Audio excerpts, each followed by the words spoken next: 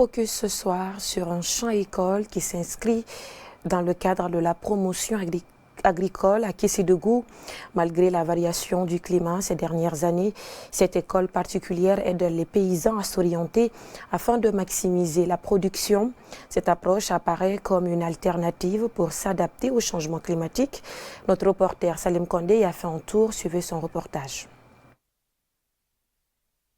C'est le coucher du soleil dans ce champ-école situé derrière la ville de Késédougou. Cet après-midi, les ouvriers s'activent pour récolter la dernière vague d'ananas. Dans cette école particulière, ce sont les cultures intercalaires qui sont expérimentées. L'idée a été mise en place par Dr Théophile Teliano, un fonctionnaire à la retraite.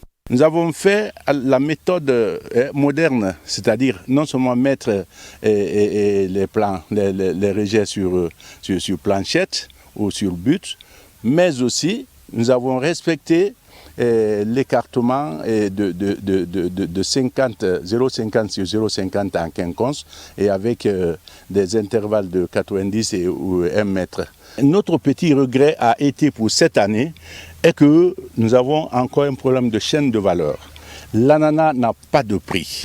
Un peu plus bas, on aperçoit des cultures de toutes sortes, de la banane, le sorgho ou encore du café. L'idée est d'occuper l'espace avec des variétés qui produisent assez rapidement. Je vous ai parlé de l'ananas avec le pois d'Angole ou le Casanus casa.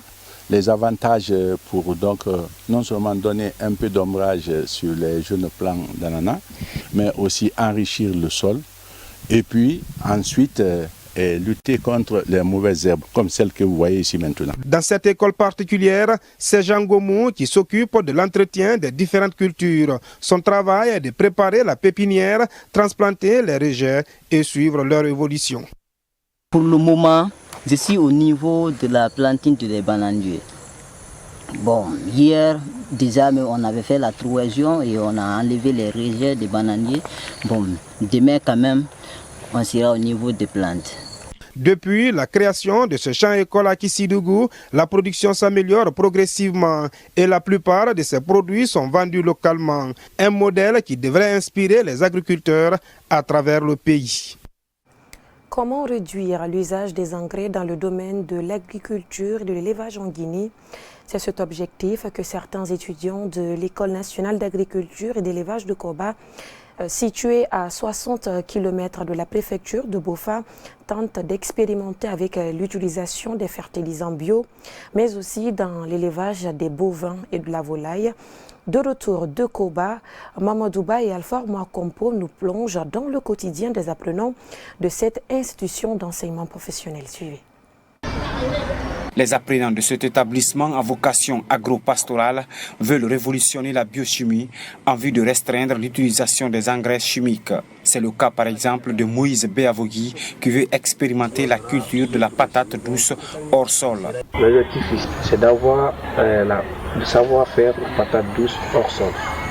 Parce que ici, nous avons remarqué que dans certaines localités, une personne n'a pas les moyens d'avoir une très grande étendue pour faire la culture de patate hors sol. Mais avec cette technique, même si nous sommes dans nos maisons, nous pouvons faire la culture de la patate douce. Mariam Kourouma, qui s'est spécialisée dans la filière agricole, prépare sa sortie à travers une expérimentation de la permaculture. Avec la permaculture, nous sommes en train de réduire l'utilisation des produits chimiques. Avec le travail là, nous, on a fait notre pesticide bio avec le fertilisant bio. Dans ce enclos, 2 qualités de bovins sont élevées afin de mieux produire. Mais ces apprenants font face à des difficultés, notamment le manque d'équipement. Ils sollicitent l'aide de l'État. 2 catégories de vaches, comme vous le voyez, nous avons la race améliorée et la race locale. Et la race locale qui est ici chez nous, ça c'est produit pour la viande. La race améliorée, nous voulons participer, produire plus de lait. Bon, les difficultés qu'on rencontre ici, nous voulons avoir les matériels ici, parce qu'avec une vache, ce n'est pas facile. L'École nationale d'agriculture et de l'élevage de Koba a une capacité d'accueil de plus de 300 élèves pour réussir dans leur apprentissage et apporter des solutions innovantes aux problèmes qui minent le secteur agricole du pays. Ces élèves de l'École nationale d'agriculture et de l'élevage de Koba ont plus que jamais besoin d'appui technique et de moyens financiers. de la part du gouvernement.